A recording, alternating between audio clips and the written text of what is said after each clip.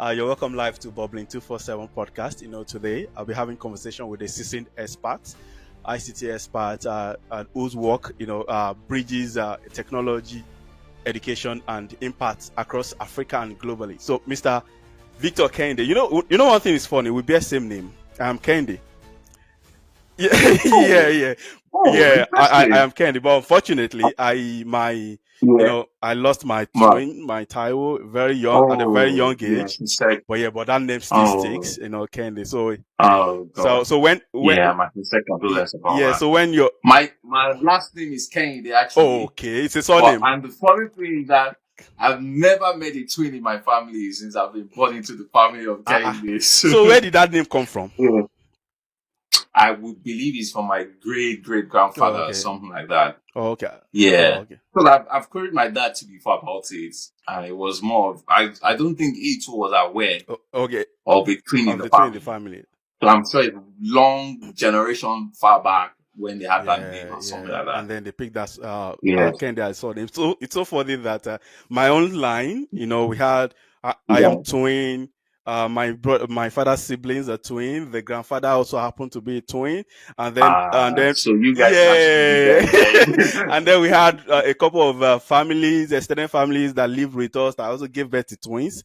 So it's more like like rainfalls of twins in the family. But kind of. But I am so glad to I am so glad to have you for this conversation. Have you joined me for this conversation? I've done a bit of digging into what you do, right, and most especially around Tech Expo Africa. You've done quite a lot in terms of moving the ecosystem forward and bringing people together to really have real conversations and then get to meet, collaborate on different projects, and just to ensure that you're moving the ecosystem forward, you're impacting generations. You might not actually know the gravity or the extent of the work that you do now, but trust me, you are doing quite a lot beyond even your thought. But today we'll be having conversation around, you have an event that's coming on, but before we go into that event, I would love to, get to know a bit about your journey so far.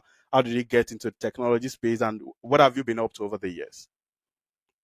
Thank you very much, Tommy. Once again, my name is Victor Olushola Kehinde, and I've got over 15 years of experience in the IT industry. I've got a few certifications, quite a number of them. But I started my career as an enterprise network engineer, configuring Cisco routers or routers as they call it in British, and also switches, different network topologies, IP telephony, a lot of things around networking, computer networking at the enterprise level. I've done massive project deployment of 60 radio masts and all that.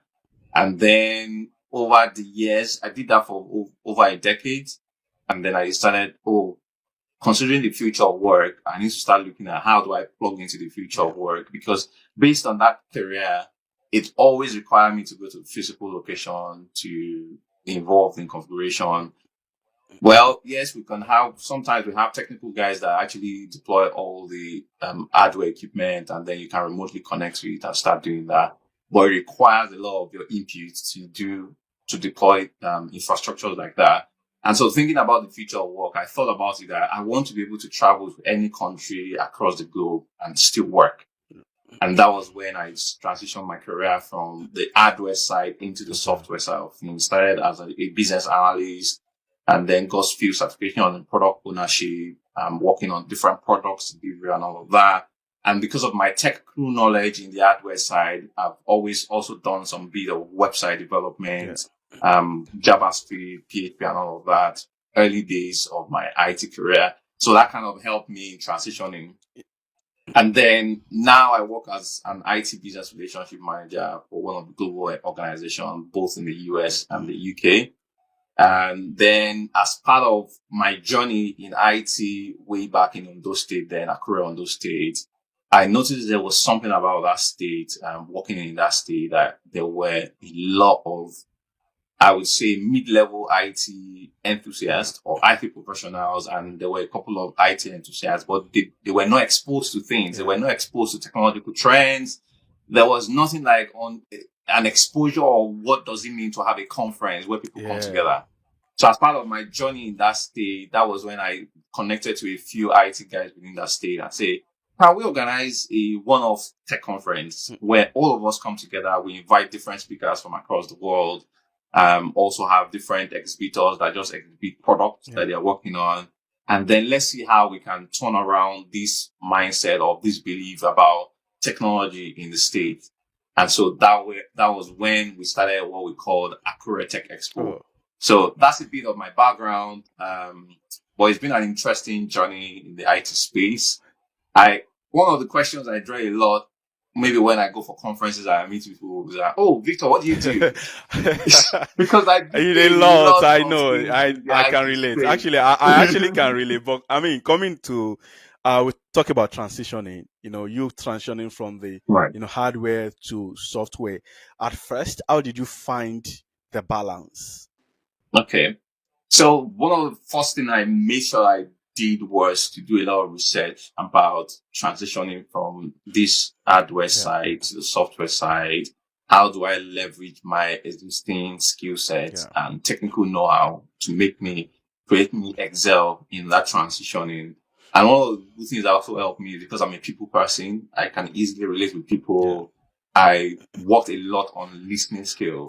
It was one of the critical things that I worked on for about a year, to listen to people when people are talking and paying attention to every details. So I'm a man that pay attention to every detail in conversation. So transitioning into that career path, definitely if you transition, it's always a big step, isn't it? You have to try to understand what are the methodologies that you need, what are some of the technical terms or business terms that you need to understand, transitioning into that career path. But I would say that it was a bit of an easy one. Yes, I did 6 months training to understand the different terminologies, all of the different methodologies that I used, that you use as a business analyst. But the truth is that a lot of those things, we've all done it before. Yourself as an IT person now, if you're talking about option analysis, you might not have heard about option analysis, but it's something you've done before. Example is that you want to buy a car. You will first do your research. You have a budget of what you want to. This is the budget of the car I want to buy. What kind of engine? What will it look like? What's the brand?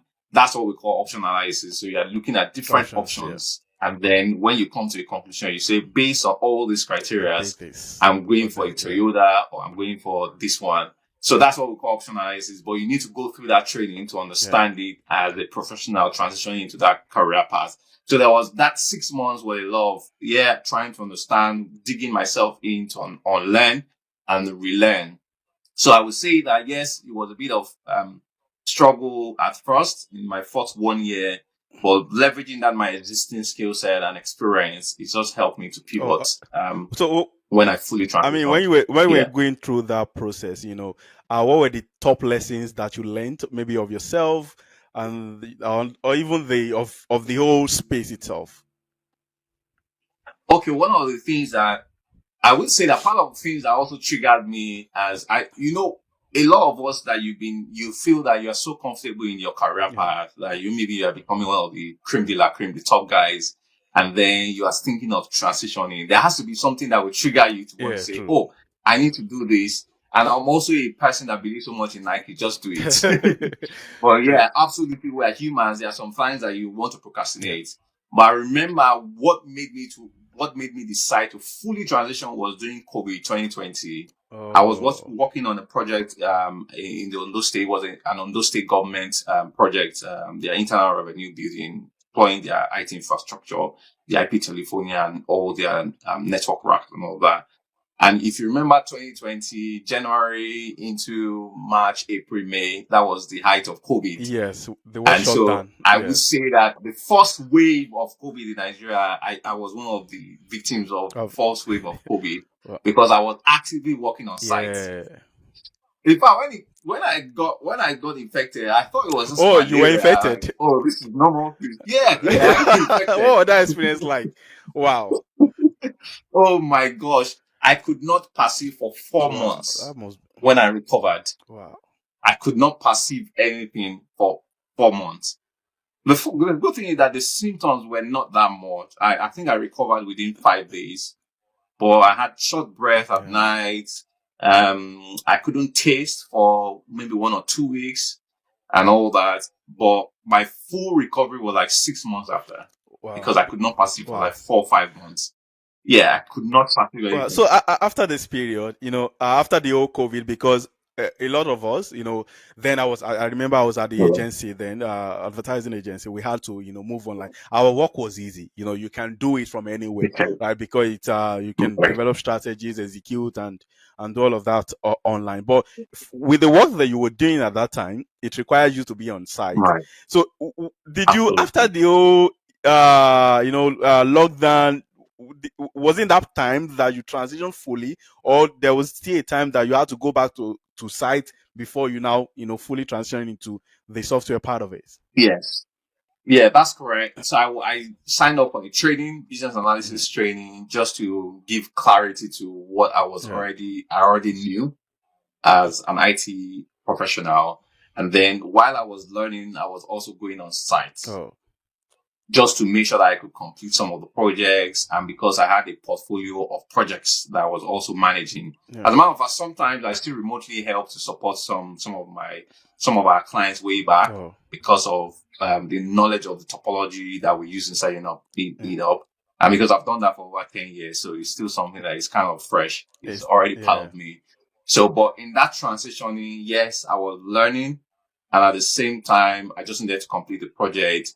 And one of the things I was critical decision for me was I also started doing a lot of delegation. I was delegating those tasks, ensuring that I was bringing some of my guys up to speed to let them be able to handle it independently, that don't have to get involved.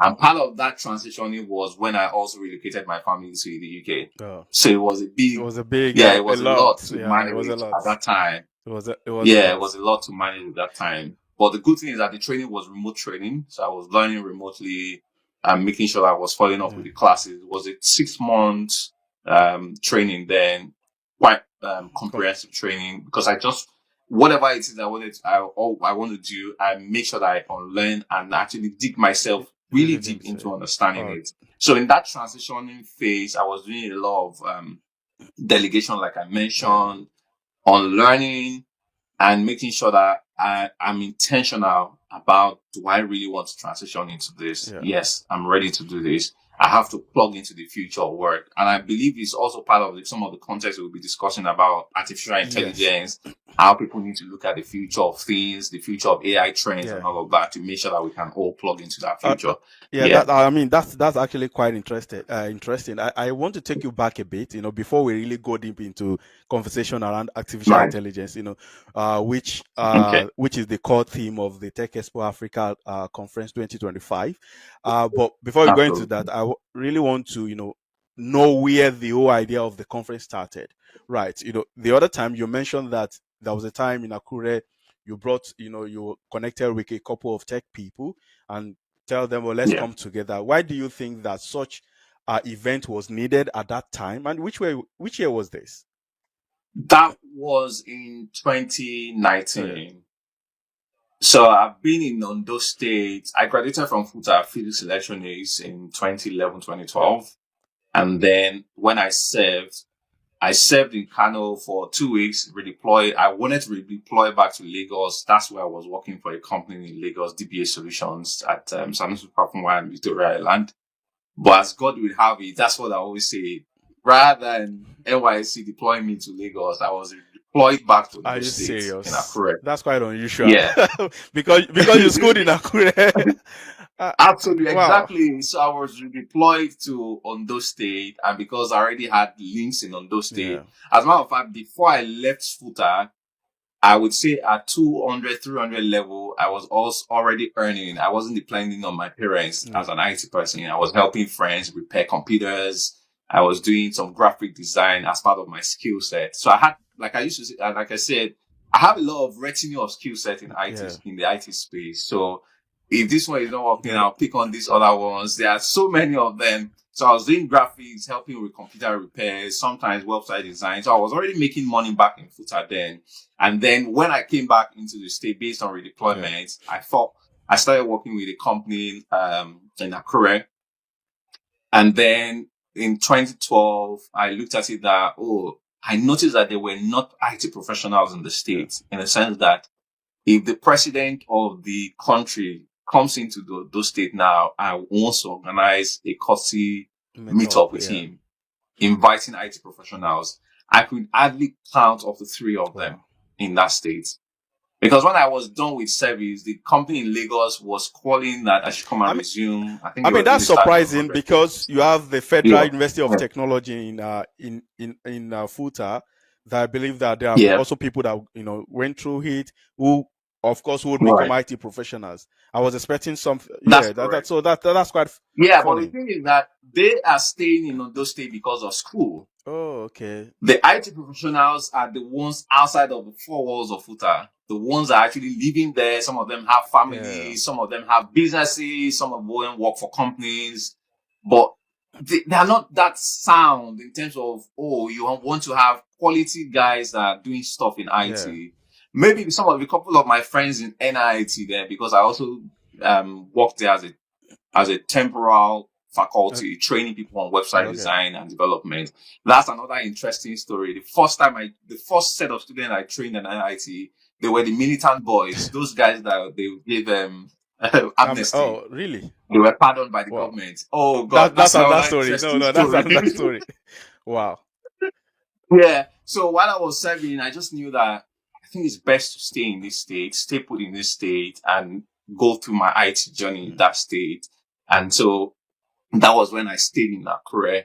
And as God will have it, in my 5-year journey, I started relating at the governor's level, meeting top guys in the states, deploying IT projects and all of that.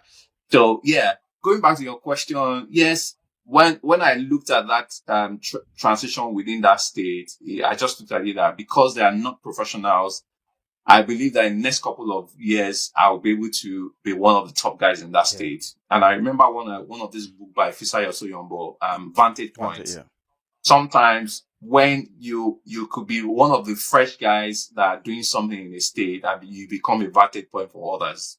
Yeah. So in that, my 5-year journey within the state, or 5 to 7 year journey, I noticed that a lot of all these other IT guys that I mentioned earlier that they were not really professionals.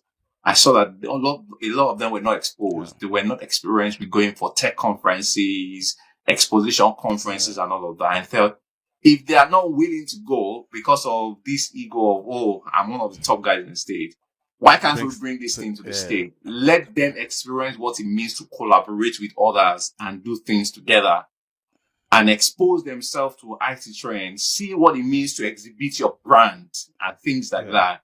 So that was when that vision of Akure Tech Expo started. It was just focused on that city in Ondo State. Yeah. Akure is the city of Ondo State. So it's a state in Nigeria.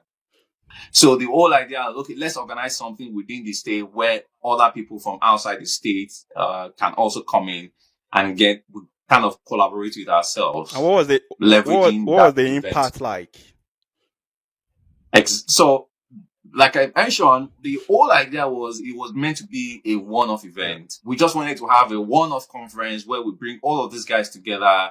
All of us get to expose ourselves to different speakers that we are bringing across, or that maybe Lagos, Abuja, and all of them. Then just to expose ourselves and collaborate. And you know what?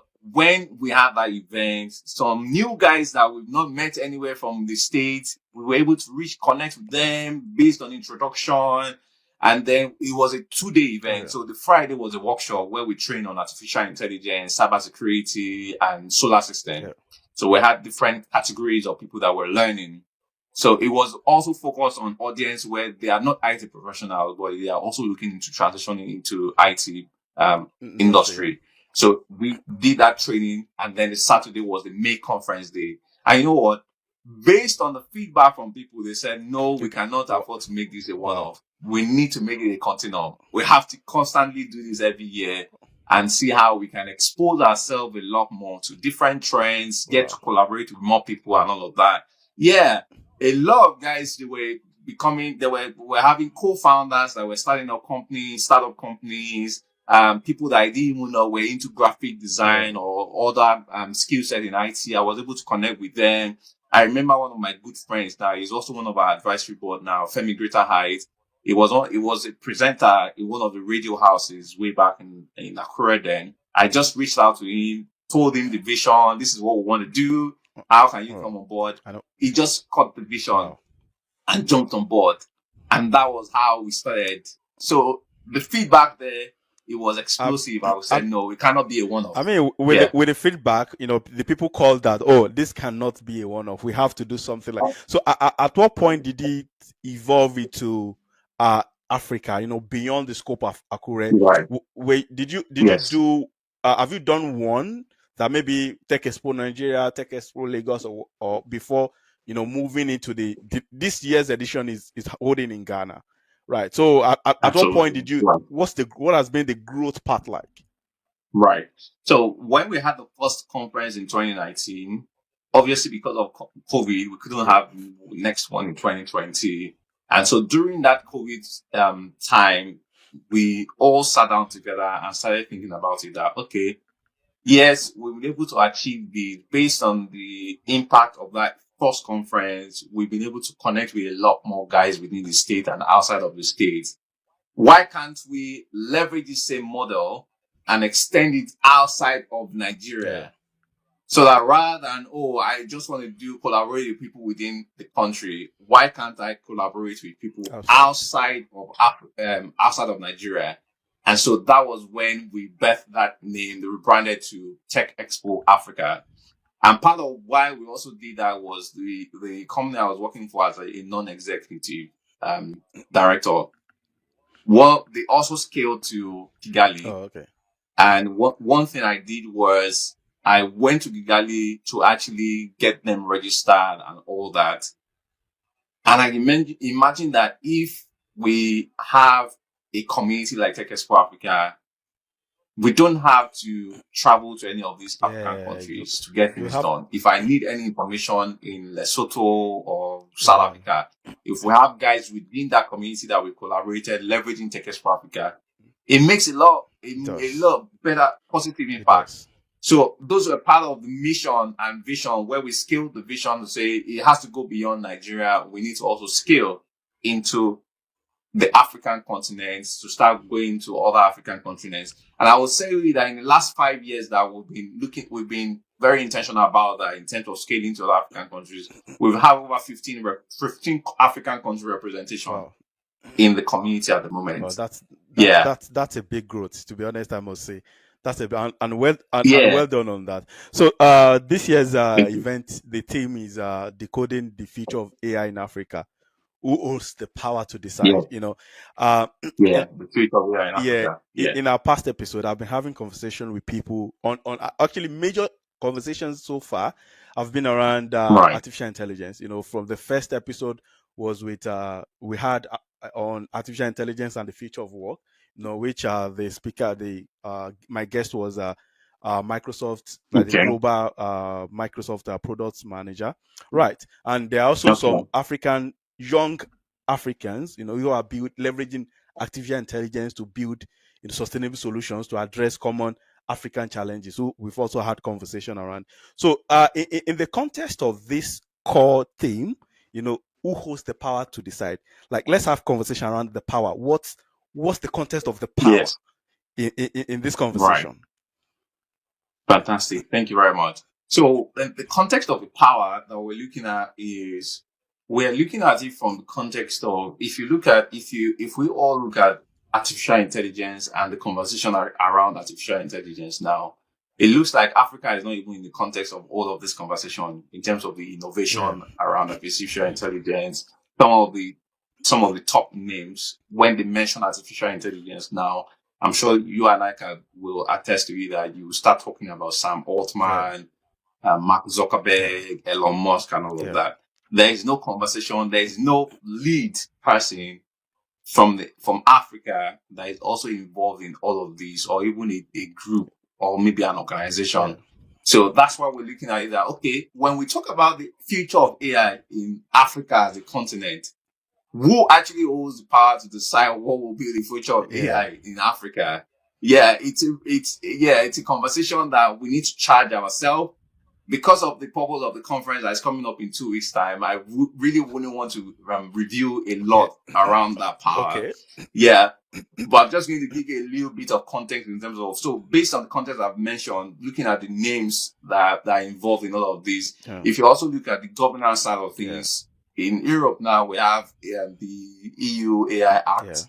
In Africa, nothing like that I've heard as of today. I've not heard anything around that. And it looks like Africa, we are not looking at how do we plug into this future of artificial intelligence. There are a lot of tools, agents. Funny thing is that even Africa as a continent, I don't think we are really leveraging. If you look at the statistics in terms of how we are leveraging the tools, I don't think we're there yet as Africans on the African continent. I'm not even talking about the Africans in diaspora now, just Africans on the continent itself. And so exactly, if we are talking about the usage, first understanding what does this artificial intelligence even means, then we now start talking about the data governance. Who houses the data? What the data sources? What are the infrastructure around this? So it's based on all of this context. We'll also be talking about, who owns the power to decide what AI future will be like in Africa? Because we're having policymakers, the Honorable Minister of Communication and Innovation in Ghana. We're also looking at bringing him on board to be part of the conversation. So the power is looking at the people, policymakers, the government, and all of that. There's going to be a lot of conversation around that. So you know that your fear about this is valid. You know, I also have that fear that at the moment, right? Africa risk, being a passive consumer of global AI tools, right? At the moment, rather than being active in shaping these tools. So what do you think needs to change? Structurally, politically, how can we really steer our own AI destiny? Right. Fantastic. One of the things I believe strongly, and this works across the globe, is creating this awareness and what we call FOMO in crypto, fear of missing out. Yes. So the more we constantly have this conversation in Africa, and top startups, companies are also erupting, coming up, birthing new companies, ensuring awareness across the people. That's when we start having that awareness of, okay, what is this artificial intelligence really all about? I will tell you personally, when there was a lot of buzz around artificial intelligence 3 years ago, I had to go and do a course. I signed up for a course to understand what is artificial intelligence, what is machine learning, deep learning, and all of those things. That's me because I've got a growth mindset to understand how things work. And when I'm involved in conversation, I can actually speak to things based on my knowledge and experience around it. But that's because I'm intentional. But when we look at Africa as a whole, I've been privileged to travel to a couple of African countries in Africa. And you will see that couple of people in those countries are laid back when it comes to things generally, not even talking about artificial intelligence now. A couple of African countries like that, they are quite laid back in following, meeting up the trends.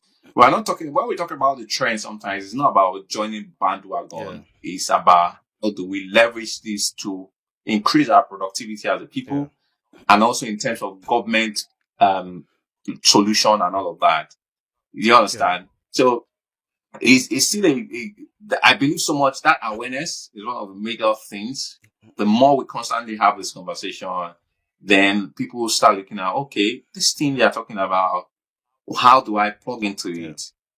At the conference in November, in 2 weeks' time, we'll also be showing some AI tools, and we'll also be talking about infrastructure that we can deploy as Africans, data centers and all of that. People need to even understand all of these things. If you don't understand data center, where do you want to even start talking about storing data for Africans? On that data center, I at the moment, myself and my friend, it was also, we have a column, cognitive canvas on Tech Africa. We talk around AI and creative, It's around we as creatives and how best to leverage AI. And last edition, was around African creatives in the AI world, which talks around data and then around leveraging the AI tools, to our advantage to represent our local values. We have different histories, we have different stories that we believe that the African data can be trained such that because at the moment, when it comes to AI, it's being steered by the West, right? And it is the representation, it is their own representation of Africa, right, that is being represented by these tools, right? So now, how can we ensure that in Africa's AI development, how can we ensure that it reflects our local values, our languages, and our ethics? Right. So one of the great things is that I think we'll first look at the side about how the data is being stored, right? We need to look at that and the kind of information we also feed the data. I believe one of the things as a starting point for Africa, if we want to go into the complex side of things, then we'll start talking about actually building our own data centers and then doing a lot of survey, trying to collect information, data, and all of that. It's going to be complex. My experience of adding a lot of value to the African continent, one of the greatest things or chaos or setback, I would say, in Africa is collaboration. And there's a lot of ego on the African continent, but the more we're constantly having all of these conferences where everyone sees that, it's for the greater good of what we are doing, then we start looking at, how can we unlearn and start reshaping our beliefs and mindset. So going to the question, one of the things I believe we can do is to also, as you know, these tools, they're machine learning, they're learning, right? So let's not just use them as taking things from them. Let's also feed them with information, the right information. Some of the AI tools I use, when the AI tool addressed me as Shola, I would say, I'm not Shola. My first name is Victor. So you are being intentional about the data and information that you feed into this system. Exactly. Because there's something that we call hallucination, AI hallucination. You prompt the AI tool and it gives you an answer that is not even sure. The tool does not know the answer, but it will give you a response. And if you are not smart enough, you can just pick the response and use it for whatever it is you want to use. So when things like that happen, it's called for you to also feed the correct data to the tool to say, no, this is what you said. Do you think is right? This is what should be the correct. So you're also making sure that you are giving it that African context to have that blend of the both worlds from the West and also to Africa. So I believe in a simple response to that question will be a lot of us need to start understanding what prompt engineering means.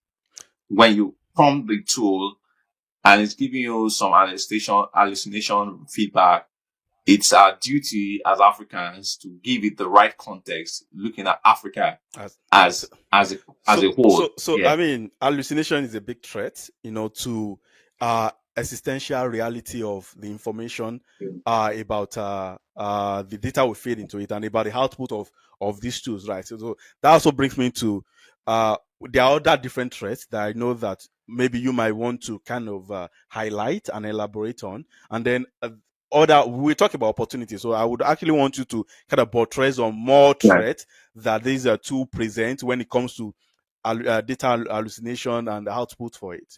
In terms of representation of Africa context. Right. The representation of African context, some of the risk around it also is the kind of information it will also give. I remember there was a time that, if you remember this, Germany, when you request for an image, it gives you a black man's image. Or anything around something that is not good, it gives you a response around Africa context. Those are risks because the information that you get, if it's not correct, then it can become a chaotic world, right? And one of the great risks that a lot of AI experts have also been talking about is AI taking jobs, right? That's becoming a normal conversation around the world now about AI taking jobs and all that. Is a major risk, to be honest, because anything that you're doing that it has repetitive steps, AI will be able to do it. Yeah. It's going to kind of take the job away from you. But another thing is that when we also look at Africa as a context, I shouldn't be saying this, but I will just say it to give you a better balance of it, is that a lot of things that we are laid back on are, will AI actually take jobs in Africa? Because how many people can afford robotics We'll get there. and all of that? To be honest, we'll get there. Exactly. We will get there. But if we don't start plugging into that future to see that where are the risks around all of these, and a major risk also is the data governance, where policy that favors Africans needs to also be enacted. So it's very important. So before I actually don't want us to leave the point that you made around that. In Africa at the moment, how many jobs can it really take? Right. I want us to talk because it boils down to infrastructures, right? I wanted to talk around what are the existing infrastructures at the moment that you think that would support the will catalyze the greater adoption of artificial intelligence in the continent, and what are the infrastructures beyond data center? What are the other infrastructure that you think needs to be put in place for this to make this happen? Right. So one of the major, I would say infrastructure. When we talk about infrastructure, we are looking at the hardware component of it, right? But one of the other areas I would like us to also look at is the human capacity. That is also important when we're trying to give response to that question. If humans, Africans, though, are not equipped enough, if we do not equip ourselves enough with the necessary information to understand how we can deploy AI as an agent or as a tool to help Africans to do what we're doing, then that would be a major setback for us, right, as other people. So if we're then looking into the infrastructure of things, there is no way, and I've always said this, I've had a couple of friends that will also talk about, we need to start collaborating with policymakers. When we talk about politicians, yes, we have bad people, and there are also good politicians, good people out there, right? One of the things we can do is to ensure that we have what we call policy advocation across all the government levels as professionals. Are you a startup founder, a CEO of a company, a director of a company? We need to collaborate as a people on the African continent and see how we can speak to policymakers to advocate policies that will favor us. By now, we should have started looking at what are the acts that we can put in place for artificial intelligence, because it's part of So before we kind of go to policies, we've talked around the threats, right? I mean that when things present threats, that doesn't mean it does not present opportunities, right? So I also want you to be able to, I want you to highlight some of these when we have a greater adoption of this AI across Africa. What are the opportunities it presents? Right. Thank you very much. There are enormous opportunity, and one of the opportunities I would say is that for employees that AI is not going to take their job, it's going to 10x their productivity. I would say personally, as an IT professional working in the software side of things, it has 10x my productivity because there are some things I don't need to start drafting emails anymore. Although I make sure that I read the email, review it to make sure that it fits my context of who I'm sending the email to, or I want to write user stories or epics and all of that. I don't have to really rack my brain about all of these things again. And so looking at the opportunity in Africa, there's something about Africans, like, we always like the idea of, maybe because I've done businesses, I've done a lot of massive projects and all of that, what 10 people should do, or we don't mind using one or two people, working with one or two people to do it. I believe that AI has actually given us that opportunity now, that you can leverage that opportunity a lot. There's this tool called Lovable. Lovable is one of these AI agents now that you can use to build a software. You can use to build a mobile application. Mobile and web application. Get your prompt in. You can type in maybe ChatGPT. I want to build an estate management tool or no, an event management tool that I can use to manage events and all of that. Get a prompt. You can just tell ChatGPT, give me a prompt for this to build this software, and then copy that prompt, go and drop it in Lovable. And Lovable will build the application. It's going to build it straight up. Wow. You'll be able to log in. If it doesn't have a dashboard or you want to have a button somewhere, you just type, can you add button to this, change the color of this? That's game changer, to be honest. It's going to do it. That's a game changer. It's a great opportunity. Exactly. Yeah. And that's what we also need to go back to, making sure that, yes, Africans, we need to also plug into the future of work. Yeah. That, yes, these are great opportunities. Right now in 2025, it's so interesting that you don't need to even learn how to code anymore. There are AI tools that can do all of these things. Yeah. It's going to do the coding and all of that. However, there's still risk around AI building some of these web applications and all of that, because you have to consider the security framework around building it. Is it scalable? Yeah. So there is no way you still not need developer to be involved in a lot of this scaled solution, like ERP, massive ERP solution and all of that. But, Africa, where a lot of startups are erupting, they're coming up every day.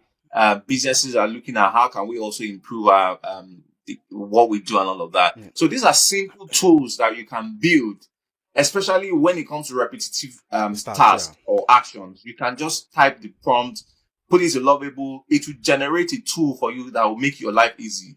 It's so sad if you look at the statistics of businesses in Africa that are using CRM. You will be surprised that it's not even up to 40% of the total SMEs, not even startups now, that uses CRM system. You can build a simple CRM solution leveraging that AI as an opportunity. Just put the prompt. This is what my business do. I would like to be able to take data of my customers and all of that. It's going to build it for you. That's an opportunity on the African continent that we can leverage. And the other one is you can also use it to automate some of your training modules and all of that. For some people in Africa that maybe you teach people how to, on different courses, it might not be necessarily IT course and all of that. You can leverage AI to create modules that you make sure that it plugs into the future of work. So it helps you to think a whole lot ahead. It helps you with your intelligence in delivering better than what you would normally use your brain for. So those are a couple of opportunities I see around there. I believe that. I actually believe there are a lot of opportunities. I mean, just to add to some of these opportunities that you highlighted. For me, being a marketer, the AI at the moment can build campaigns for you. You just have to, guide it. Just guide the process, and you get the best out of the output. I'm talking about creative work. Canva today is a standard. Is this more like a standard tool for? I was it last week? I was I with Canva AI, you can prompt and it can build like in design interactive element even for your slides. And for your design. I use it to design my YouTube thumbnails. It's quite interesting, and the opportunities are actually enormous. I want to bring us now to policies. It's very important, right? Take for instance, US. They had Trump signed executive order also, just to ensure that for AI literacy, to ensure that the curriculum it's embedded in the curriculum of the children, the pupils, from, and same thing for UAE, like from primary school, you have to learn about AI. We've not heard of such thing happening when it comes in Africa. So what do you think that we need to do to get a proper framework for the adoption of AI in Africa? Right. Thank you very much. Excellent question there. Because yes, we have to think of which is part of the looking at the future of artificial intelligence in Africa, right? Yes, when we have conferences like Tech Expo Africa conference, where we're inviting policy makers, we're inviting top government officials, we're inviting IT professionals to be part of it, and we are all talking about the risk, the opportunities, what we need to do as the people. So if we go back to one of these starting steps, I would say I have a friend. One of the great things he did recently was to write a book on artificial intelligence, and it's for secondary school kids, primary and secondary school kids. That's the book is on artificial intelligence. I can't remember the title of the book now, but it's a simple layman understanding of what artificial intelligence means, how you can leverage it, what are some of the tools that you can use as artificial intelligence, how can you prompt it? So those are one of the starting points, in the sense that, you see, when we start talking about government policy and all of that, is massive. I wanted to touch base on some of. I wanted to touch base on some of these, so that, I mean, we have like a. Yes. It can be like an holistic understanding of where Absolutely. government needs to come in terms of putting in place the right policies. Absolutely, definitely, yes. So there's this book, Atomic Habits by James Clear. He said that just little steps of things helps you achieve great results, right? And that's one of the things that we need to do on the African continent. The more we're having this conversation, people are getting aware about it. Government officials are now understanding, artificial intelligence is more of generative, AI, generative way of doing things. You don't have to really depend on your brain to do some of these things, but you still need to be the Lord over the tool anyways. So when we start having this awareness, across Africa, that's when governments start looking at, the policymakers. 2 years ago, the conference we had 2 years ago, I believe that was in 2023, we had this man, also Gobadia. Also Gobadia was a former senior special assistant to the president on digital transformation. And it was one of the major players that enacted this Startup Act in Nigeria. It was one of the major players that made us have that Startup Act, and it was also approved by the lawmakers in Nigeria. And that is really helping a lot of startups in Nigeria now. Same approach we need to apply to the other African countries, in the sense that, yes, we are now talking about artificial intelligence. Government officials are getting to understand it. Policymakers are also getting enlightened about it. Then we now need to start having what we call symposium. These conferences like this also is going to greatly help us to start putting together thoughts, start putting together ideas on how can we make sure that this act or this framework that we are building for Africa is favorable to Africa. So if there's no platform for people to connect and collaborate, it's going to be very difficult to achieve. So you know that why we talk about policy is very important, and just your last statement about that these policies and AI adoption have to be favorable to Africans, that's kind of built my next question around AI policies, represent being African led, right, and rooted in local realities and priorities, rather than just being modeled after a Western or Asian framework. So who should really hold the pen to write these rules? That's a thought-provoking question, I would say, because of a lot of things are involved when it comes to artificial intelligence. We have different levels of artificial intelligence. Right now, what we have is narrow intelligence. You give it a prompt, it gives you a response. And then gradually now, there's been a lot of companies or these tech giants, they are also pivoting or upgrading into generative AI, where the AI tool actually start generating responses and doing things on your behalf that you don't have to actually prompt it. And then you now go to that level of super intelligence. And that one is a major risk at the moment across the globe. Like, if we now have a super intelligence system, what will happen? Will it kill everybody? Things like that. There are risks around that, right? The ethical nature of what a super intelligence will do and all of that. When you look at it in the African context, are we even talking about this at all? Are we started looking at, the future of this artificial intelligence? Where do we even start from? There's nothing like that at the minute.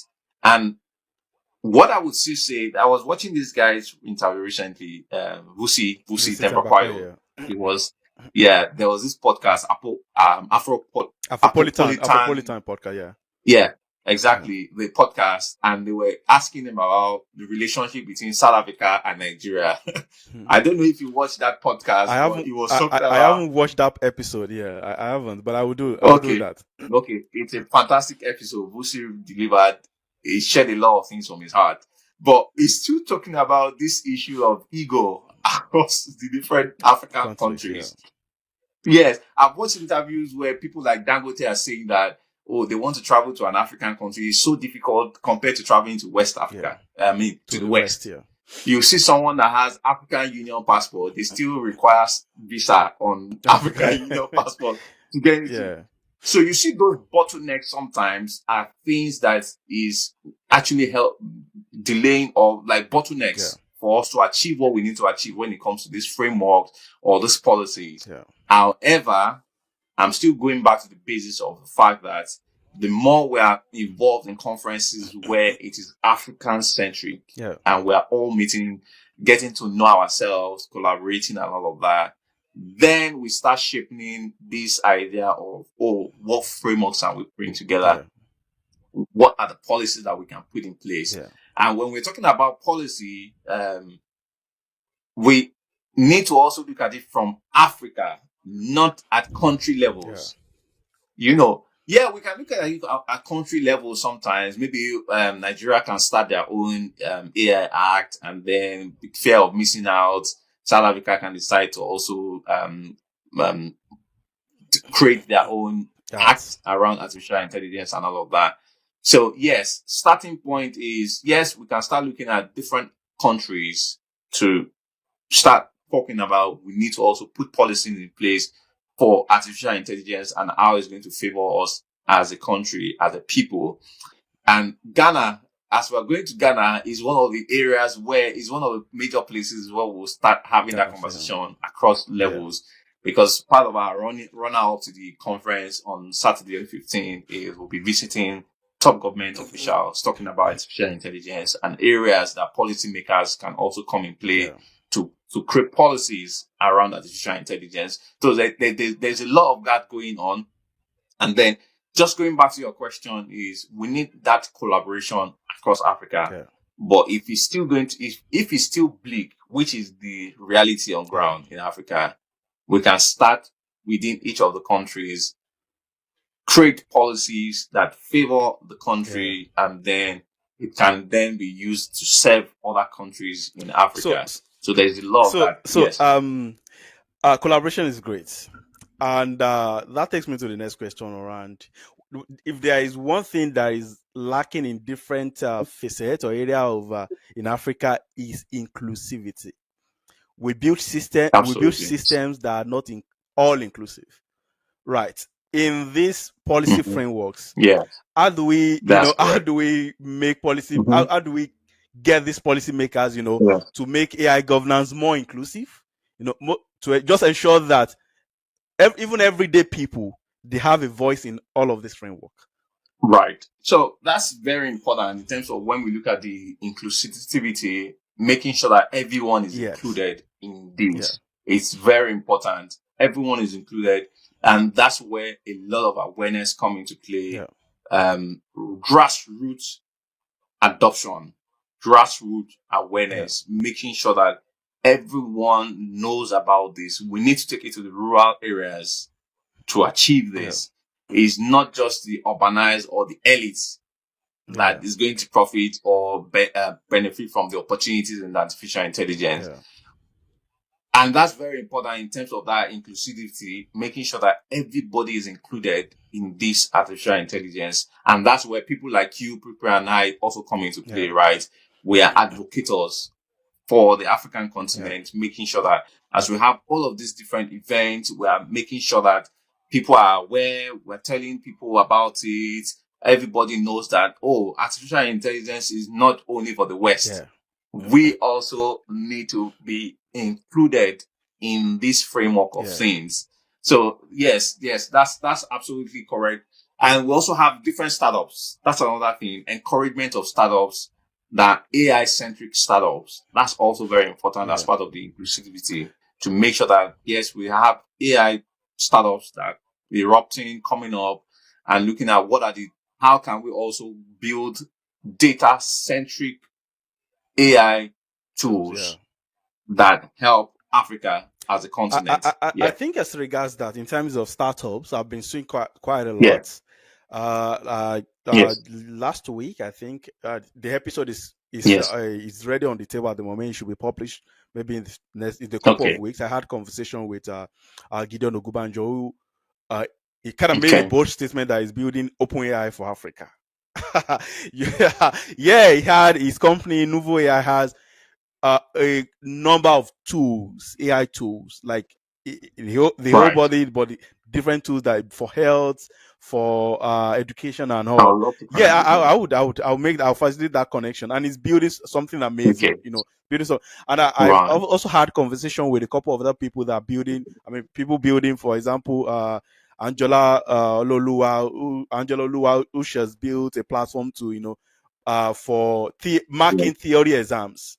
Right. So these are young people that are building solutions, leveraging artificial intelligence, which I have been engaging with them across the continent, from Malawi to Sierra Leone to Ghana and all of that. I've been having conversation, and it's quite interesting to see that young Africans are building solutions and leveraging these technologies. It gives me an insight that, okay, there are a lot of possibilities, and I believe that when it comes to artificial intelligence, we are still scratching the surface. There's a lot. Absolutely. But there's one conversation that we are not having, which is very critical in this conversation. It is the conversation around the guarding against digital colonialism and protecting our data sovereignty. Because we talk about data infrastructure. Most of this data infrastructure that exists in the African continent are owned by foreign entities. But how do we protect this? It's a conversation that we're not having. Yes, absolutely. Well, yes. Before I go into that, the great names that you mentioned that are also going into AI, building AI tools and all of that, I'm quite shocked that I've not seen them or heard about them. And I mean, this is why we have, this is what this platform is about. Bubbling 247 is to spotlight this kind of people globally, in Africa and globally. Yes. And I would say that is those are one of the criteria we also need to look at, as in terms of the inclusivity that we mentioned earlier. People need to show their work. We need to show our work, that everybody is included in this. We are all working together to achieve one great goal, a central goal. Not to be, I want to be the CEO of this AI tool and it has to be only me. Do you understand? That's really very important in looking at that. So if we're going back to what we're talking about, that's the data governance, isn't it? In terms of the protecting sovereignty, governance of the data, the protecting sovereignty. I'll be very honest about that at the minute. A lot of our data, in terms of even African countries and tools, solutions that people are building on the African continent, most of them are hosted across the globe in the West. Yes. A lot of people are using AWS. People are using Namecheap platforms to host their solution and all of that. And one of the risks around that, why a lot of people actually do that, is when you see some technology companies in Africa, they are not effective. They are not efficient with their solution. They can blab you with a lot of stories. We have 10,000 watt capacity of data center, blah, blah, blah. But once you make payment like this, I know. We will just see in 2 weeks, your website will just go down. Like, what's this?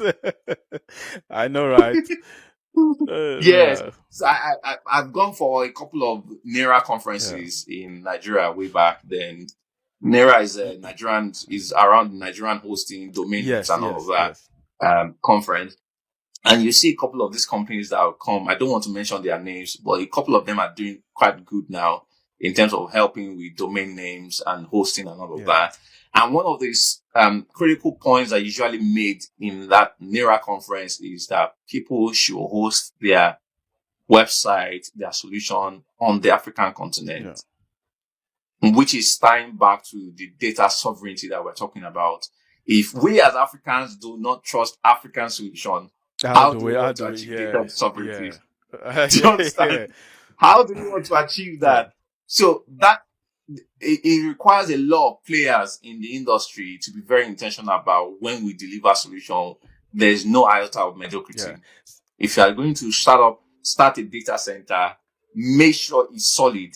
Power is constant. Internet service is constant. Make sure that the fiber connections, you have a redundancy solution in your internet solution and all of that. Not that people will start hosting their website on your platform within 2 weeks. Just notice that they can access the website. You send email. Some of them will not even communicate to you that they have a downtime or whatever it is. Things like this needs to be addressed if we want to also look at the data sovereignty in Africa. Do you understand? We need to. Yes, I get that. Yeah. As we wrap up, I actually want us to also kind of, give people knowledge about the event itself. The upcoming event. What should we be looking forward to? Right. So personally, I'm super excited about the conference. It's also my first time in Accra, Ghana, and a couple of other volunteers are coming from Nigeria and other countries. It's also going to be their first time in Ghana. So I'm super excited about what we're looking at in terms of, yes, that vision is we want to start collaborating with other Africans across the African continent. And this is one of the great opportunity for us to do that. So I'm really excited about connecting with people, great policymakers in the Ghana ecosystem. We've also done a lot of partnership with entities, with organizations in Ghana, with communities. Google Developer Group is one of the partners of Tech Expo Africa. And we're reaching out to a lot of more people to be part of the conference. And I would tell you that in last 5 months that we've been planning Tech Expo Africa in Accra, I've met solid guys in Ghana that they are now like friends. They have direct contact with me. They can reach out to me via my pyramid line. We can talk and all of that. That is part of the mission of Tech Expo Africa. And as many participants that are coming to Accra, they also have the opportunity to meet others. I will tell you that I've seen Nigerians that, because I'm a Nigerian, I'm sure you're also in Nigeria anyways, but I've seen Nigerians that they have never left the shore of Nigeria to go to other African countries. A lot. Tech Expo Africa is giving that opportunity now for Nigerians, South Africans that are coming, all of our participants from different African countries to come to Ghana and actually see the rich culture in Ghana. I've personally been doing a lot of research about where are the nice monuments or areas that I can visit in Ghana. Yeah, exactly. I've heard a lot about 1K, some of their nice meals that I'm looking forward to try when I go to Ghana. So people have this opportunity that when they come in, they'll be able to see, meet people, Ghanaians. They'll be able to also try their food. They'll also be able to listen to their music. We are planning an evening, get out after the conference where we all converge and just, interact, have some light music and all of that. It's going to be awesome. We have, that would be good. So what kind of, level of speakers, who should we be, kind of panels that you have in breakout sessions, the level of caliber of speakers that you bring into this conference? Right. So we have 2 European speakers. We have Pablo. Pablo is one of the top AI experts in Europe. We also have Rafael Hargreaves. Hargreaves is one of the top machine learning engineers in the UK, across Europe, actually. And so it's going to be there live. We also have one of our top AI guys from Nigeria, but he lives in England. Oluwole Fagbon is also one of the top guys in AI space. He's been doing a lot of conference, speaking in a lot of conferences across Europe and Canada. He's recently also written a few articles and journals on artificial intelligence. So Oluwole is going to be on ground, at the conference. And then we also have about 60% of our speakers also that are Ghanaians. We have Josiah Asin. will also be speaking on artificial intelligence. We have Juanita, Deborah, great guys. We also have one of the speakers that was confirmed. It was our previous conference manager, Femi Grita, is coming from British Columbia in Canada. Is going to be on ground in Accra, Ghana for this. So there are a lot. For some of the panel sessions, we'll be looking at, can Africans trust AI? Does AI apply to one person or everyone? How can you use AI? Yes. And what are some of the tools that you can leverage in AI? So we have 3 sub-panel sessions where we'll be talking about all of that. Can Africans trust AI? Because we need to have that conversation. It's very important. If you do not trust artificial intelligence, how can you even understand how it works before you still even start talking about building a tool that is AI centric? So yeah, it's going to be an awesome one, an explosive one on the continent. Beyond the conference, what kind of legacy or outcomes actually do you hope this year's event will leave for the African tech ecosystem? Absolutely. We've always been living for the legacy of making sure that we can bridge the gap across all these African countries. That's one of the major vision and mission, is we are creating a bridge between all of these audiences around the African continent. All of us coming together. It's more like a football, right? Football, one of the things that bring people together is when you play football across between different countries. That's one thing this is also doing for tech enthusiasts. You don't have to be an IT professional. You don't have to be a technology inclined person. But when you come around and we start having this conversation, you start getting to meet people that are actually into this industry. They are talking about how it works, how you can leverage it. So those are legacies, that exposition. People are getting exposed to it, that, artificial intelligence, this is what it really means, right? People are getting exposed. That's very important. Then part of what we also do is we train. So as we're having that conference, we also ensure training. I will tell you that was about 2 months ago, I was also involved in training some of our community members to pivot into software testing. Some people have never heard about what software testing means. So it was a 2-hour training where we exposed them to software training, also show them opportunities online where they can work remotely as a software tester. And then post the conference, we'll also make sure that we have what we call is a quarterly webinar where we bring speaker like you. We're definitely looking forward to, I'm inviting you. Hopefully you can come and share about bubbling 247 and all of that. Yeah. So we have, quarterly webinars where we still expose people to different technological trends. We leverage, based on the conference, what are some of the takeaway actions? And then we still ensure that we continue that awareness across the African continent. So from Accra, Ghana, we're looking forward to next one will be in Kigali or Nairobi by next year. So that's the point. That would be great. It's at this point that, but before I wrap up, right, I actually want us to look at the future vision, more like the future forward. If you could envision Africa's AI ecosystem, let's say by 2030, what would success actually look like to you? For when we look at the AI in Africa, one of the things is that we have a proper policy or act that ensure inclusivity of Africans when we're looking at artificial intelligence, and also a good number of startups. I'm looking at 30% growth in terms of creation, 30% of new startups that are AI centric. They are building AI tools that can actually help Africans. And we don't have to talk about maybe complex tasks or anything like that. Simple things that can help to solve human, African critical needs. That's where I'm looking at by 2030, when we're looking at artificial intelligence on the African continent.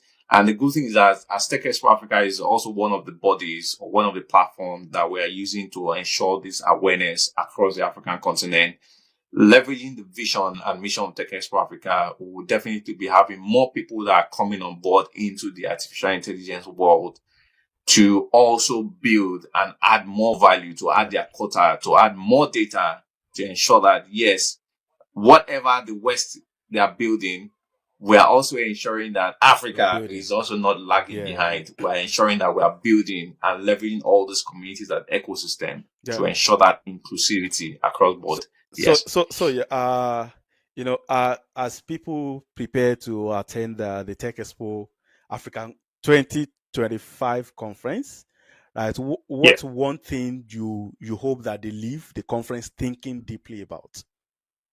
One of the greatest things that I look forward to for whoever is going to come for the conference is that know-how of what artificial intelligence is all about. That they can also start advocating for the adoption of artificial intelligence in their own local communities. Because it is when you are aware about something, you've experienced it, that's when you can talk about it. And there's not a lot of that on the African continent at the minute. So that's one of the major takeaways that I see. Mr. Kehinde, Mr. Victor Olushola Kehinde, it's at this point that I appreciate you, for sharing great insights. It's been a wonderful conversation with you. It's been educational, insightful, and engaging, I must say. I've learned quite a lot. Yes. I've learned quite a lot, and there've been a lot of insight I believe that would, listeners, people who get to watch us would really, need to digest and unpack, right? When we share this conversation. So, guys, it's at this point that but before I let you go, is there maybe we've talked around quite a lot, but I just want you to leave a few words, maybe for young inventors in Africa, for startup founders, for maybe investors or ecosystem builders in Africa. When it comes to artificial intelligence, the future of artificial intelligence, leave a few words for them, what role they need to play, what they need to start doing at the moment that would ensure that we achieve the set objective maybe in a few years to come. Yeah. Right. What I would say is that one of the greatest deceptions is that you can never be a multi-millionaire working for someone. And the reason why I've said this, I've given this quote, is because Africans, a lot of us want to be CEO. Yeah. So if you are building AI startup companies, look at how you can also extend, collaborate with people to make sure that you can build. AI is beyond one person. Yeah. It has to be a conglomerate of people coming together to forge it. Sam Altman, all of these top guys that we're mentioning, they have top engineers that they even beg them with hundreds of millions of dollars to work for them, right? So that's what I would like to see, that, yes, everything that we're doing, yes, a lot of us are centric about, I want to meet my immediate needs. I want to have my own money and all of that. But you can be a multi-millionaire. You can decide to even work for a startup company as their support system to make sure that we can build an AI system that is going to be favorable for Africans. So yes, that's what I want to say. And my passing note is that, think about this. Which one would you prefer, to be the CEO of a $1 million company or be a board of director of a $1 billion company? It's your choice to make. Thank you. So guys, it's your choice to make, really. And that's it. We call it quits on this episode of Bubbling 247. Until next time, catch up. Keep bubbling. Thank you very much, guys. Yes.